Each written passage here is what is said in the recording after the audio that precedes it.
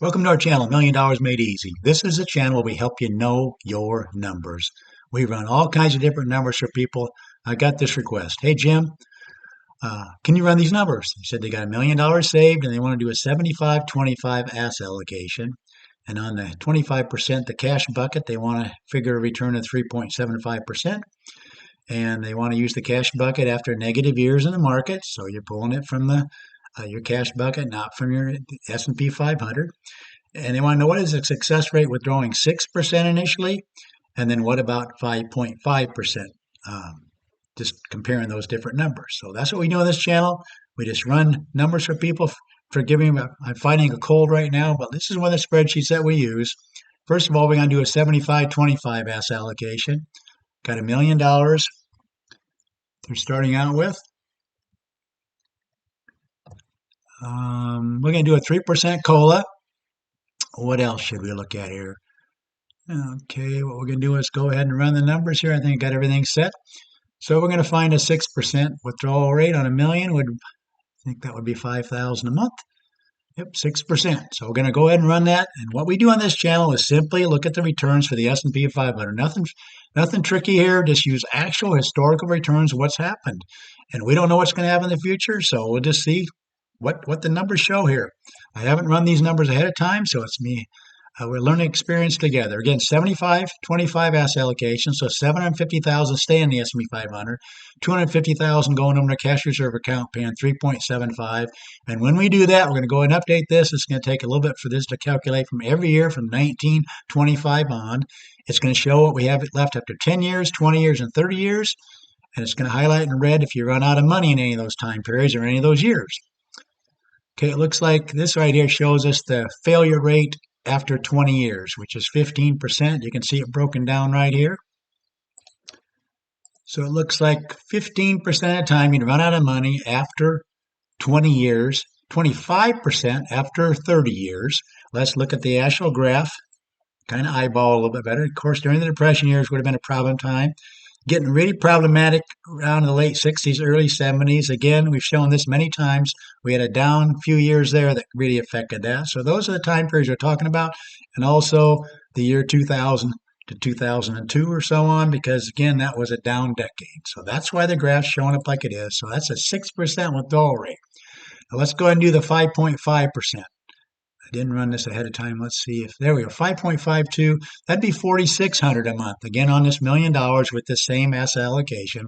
Let's go ahead and update this. It's going to make some improvement. It shouldn't be quite so high because we're taking out less. Instead of 5,000, 4,600. Let's see what the 20-year graph shows, or the failure rate.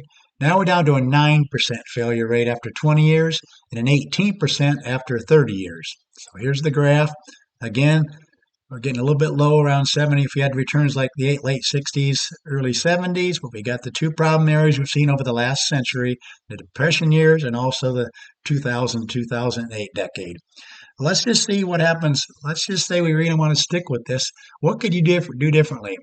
What I really like to show people is, when you start withdrawing, when you retire, you really don't stay with the same amount of savings. We're increasing this by 3% a year. Let's just say they call that first decade of retirement the go-go years. You tend to spend a little bit more.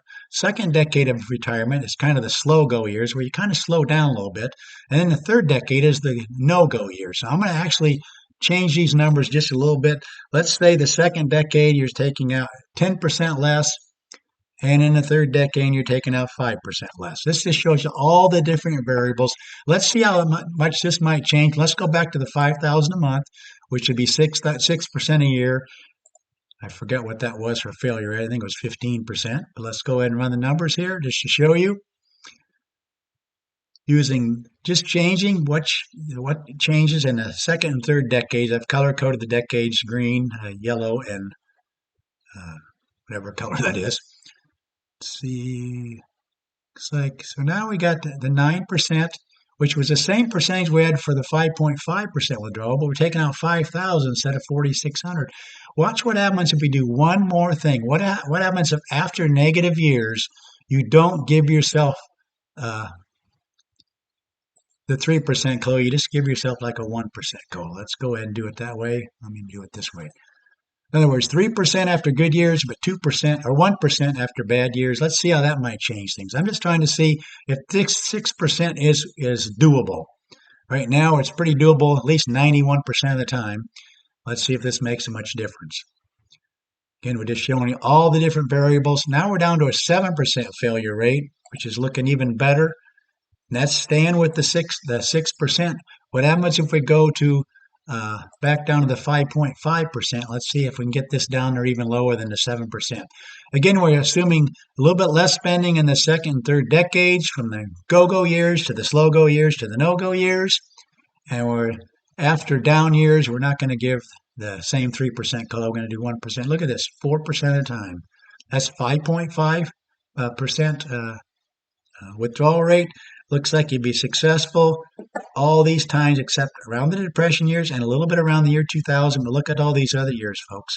So it looks like if we just did something as simple as what he said, a 75-25 asset allocation, he's planning on getting 3.75 on the cash bucket and 96% of the time after 20 years and 95% after even 30 years would you actually be successful.